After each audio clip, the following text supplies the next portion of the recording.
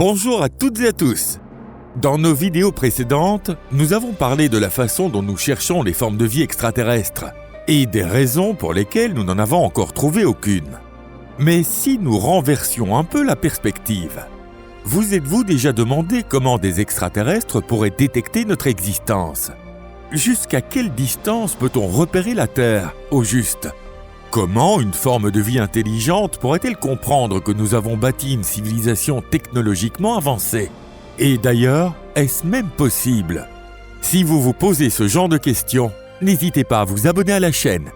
Plus notre communauté s'agrandit, plus nous brillons dans l'univers, plus notre présence se fait remarquer et plus nous devenons puissants. Vous êtes sur Perduchan. Et si nous cherchions ensemble comment faire ? Alors, c'est parti !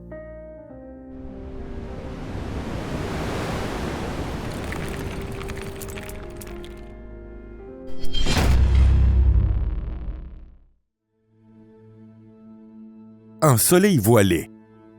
Imaginons qu'une civilisation extraterrestre existe. La manière dont elle pourrait nous percevoir dépend largement de deux types de facteurs, subjectifs et objectifs.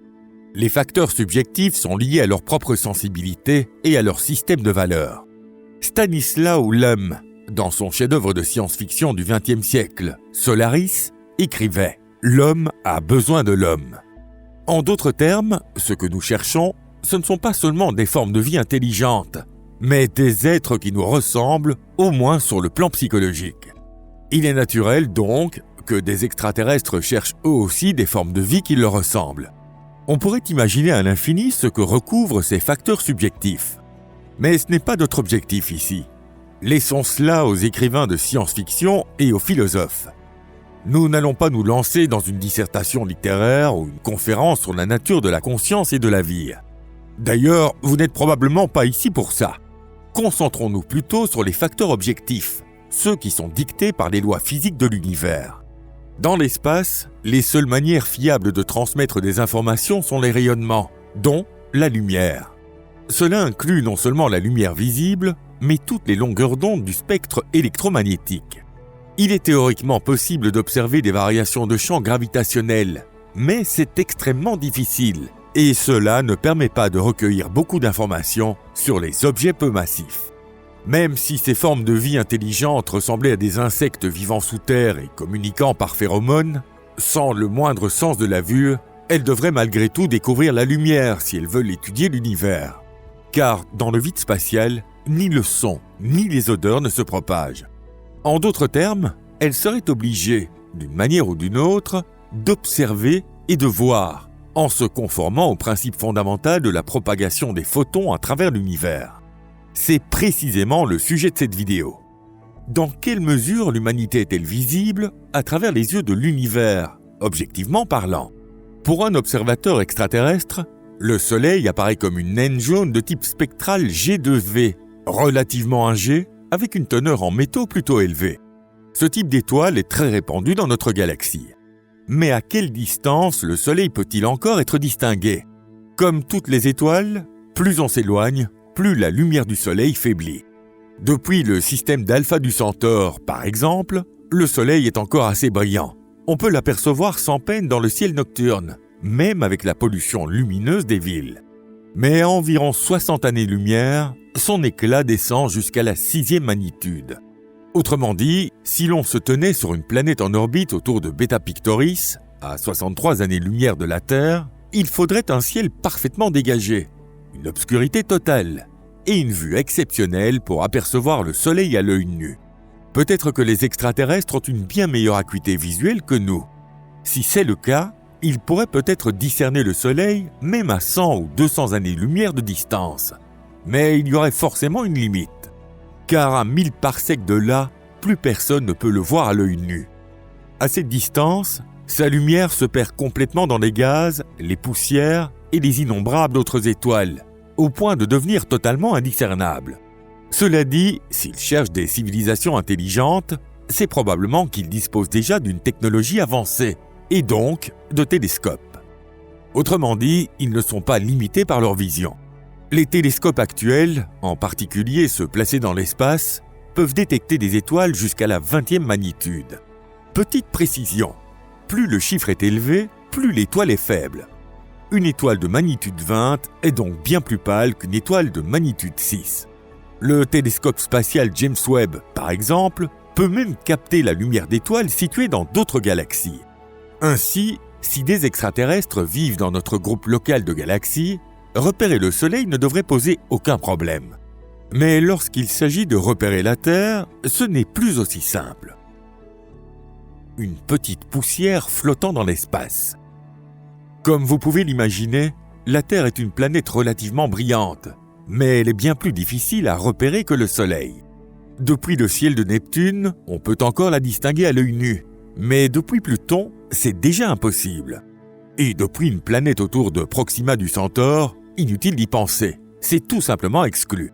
C'est physiquement irréaliste. Ce serait comme essayer de repérer une particule de poussière dans un faisceau lumineux, mais à des années-lumière de distance. Un télescope classique ne suffit absolument pas. Pourtant, des scientifiques extraterrestres pourraient très bien découvrir la Terre en utilisant les mêmes méthodes que nous pour détecter les exoplanètes. Si ces extraterrestres vivent dans un système stellaire relativement proche du Soleil, la méthode du transit pourrait fonctionner. Une fois par an, la Terre passe devant le Soleil et provoque une légère diminution de sa luminosité. Ce minuscule assombrissement ne dure qu'un instant, mais avec des instruments suffisamment sensibles, il est détectable. En analysant précisément cette variation de lumière solaire, il est possible d'estimer non seulement l'existence de la Terre, mais aussi sa taille et son orbite. Mieux encore, en étudiant les changements de spectre lumineux lorsque la lumière du Soleil traverse l'atmosphère terrestre, on peut même déterminer la composition chimique de cette atmosphère. Si les extraterrestres sont, comme nous, des formes de vie fondées sur le carbone et l'eau, ils remarqueront immédiatement que la Terre est une candidate sérieuse à l'habitabilité.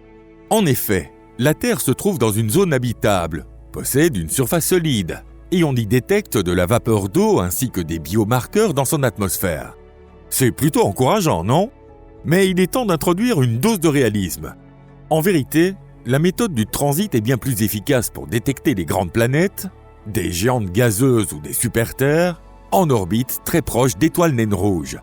Comme vous vous en doutez, la Terre ne correspond à aucun de ces critères. Soit dit en passant, notre système solaire compte 8 planètes. Savez-vous combien d'autres étoiles possèdent à ce jour 8 planètes détectées? La réponse est une seule, Kepler 90. C'est le record actuel. Pour la plupart des étoiles à système planétaire, nous ne détectons qu'une seule exoplanète. Et vous comprenez sans doute maintenant pourquoi. Non, notre système solaire n'est pas particulièrement spécial. C'est simplement que la méthode du transit a ses propres limites. Il existe des techniques plus puissantes, mais elles ne sont pas encore assez fiables, et notre technologie actuelle n'est pas à la hauteur. Si des astronomes extraterrestres parvenaient à détecter une planète du système solaire par la méthode du transit, ce serait probablement Jupiter. Mais pour eux, elle ne paraîtrait que comme une géante gazeuse banale, voire plutôt modeste. La probabilité de repérer la Terre par hasard est bien plus faible que celle de repérer des planètes géantes comme Jupiter ou Saturne. Cependant, si ces extraterrestres décidaient de cibler sérieusement le système solaire parmi des milliers de systèmes similaires, en l'observant avec une attention particulière, cette probabilité grimperait en flèche. Alors, qu'est-ce qui pourrait pousser une civilisation extraterrestre à considérer notre système solaire comme un cas spécial? Qui fait du bruit dans l'univers? Entre le 19e et le 20e siècle, un événement marquant s'est produit dans l'histoire de l'humanité. Pour la première fois, nous sommes devenus des êtres potentiellement repérables par des extraterrestres. Cet événement, c'est l'invention de la radio. À mesure que les réseaux d'émission et de réception radio se sont étendus à toute la planète, nous sommes devenus une civilisation de plus en plus audible dans l'univers. Et cela pourrait justement éveiller l'intérêt d'éventuelles formes de vie intelligentes. Si ces êtres scannent rapidement le ciel à la recherche d'exoplanètes, ils ne verront qu'une étoile ordinaire, le Soleil, et une planète géante elle aussi banale, probablement Jupiter, et concluront que le système solaire ne contient qu'une seule planète détectable. Mais s'ils venaient à capter d'étranges signaux radio en provenance de ce système stellaire, ils penseraient peut-être d'abord à un phénomène naturel. Pourtant, cela suffira à piquer la curiosité des astrophysiciens extraterrestres et à les pousser à observer la Terre de plus près. Dès lors, ce ne serait plus qu'une question de temps avant qu'ils ne découvrent notre planète. Hélas, les ondes radio s'affaiblissent très vite avec la distance, peuvent être absorbées par la poussière interstellaire et sont la plupart du temps émises dans toutes les directions, donc très dispersées. Cela dit, les sources d'émission ne se limitent pas aux appareils de communication civile. Il y a aussi de puissants radars militaires et des instruments scientifiques de pointe. En somme, nos signaux sont peut-être plus audibles qu'on ne le pense. Mais jusqu'à quelle distance peuvent-ils réellement voyager ? Théoriquement, environ 100 années-lumière. L'univers est immense et les informations mettent beaucoup de temps à parvenir jusqu'à leur destinataire. Par exemple, Proxima du Centaure se trouve à 4,2 années-lumière de nous, ce qui signifie que nous la voyons telle qu'elle était il y a plus de 4 ans. C'est le temps qu'a mis la lumière pour nous parvenir. Et la lumière reste la principale source d'information dans l'univers. En réalité, rien ne peut se propager plus vite qu'elle. Autrement dit, un observateur situé à 100 années-lumière verra actuellement la Terre telle qu'elle était en 1925, à l'époque où la radio commençait tout juste à se diffuser dans le grand public. Notre sphère audible s'élargit d'année en année, mais à l'échelle galactique, elle reste cantonnée aux environs immédiats du Soleil. Au-delà de 150 années-lumière, le système solaire cesse complètement d'attirer l'attention. Il n'apparaît plus que comme un système stellaire parmi tant d'autres, parfaitement banal. Des êtres intelligents vivant dans une galaxie située à 4 milliards d'années-lumière ne pourraient observer que le jeune Soleil fraîchement né et ses planètes encore en formation. Et s'ils se trouvaient 1 milliard d'années-lumière plus loin encore, ils ne verraient même plus le Soleil. Pour eux, l'image de notre galaxie remonterait à 5 milliards d'années, une époque où le Soleil n'existait tout simplement pas encore. En clair, si des extraterrestres nous observent à cet instant précis, ils ne perçoivent probablement que l'un des innombrables systèmes stellaires ordinaires de la Voie lactée.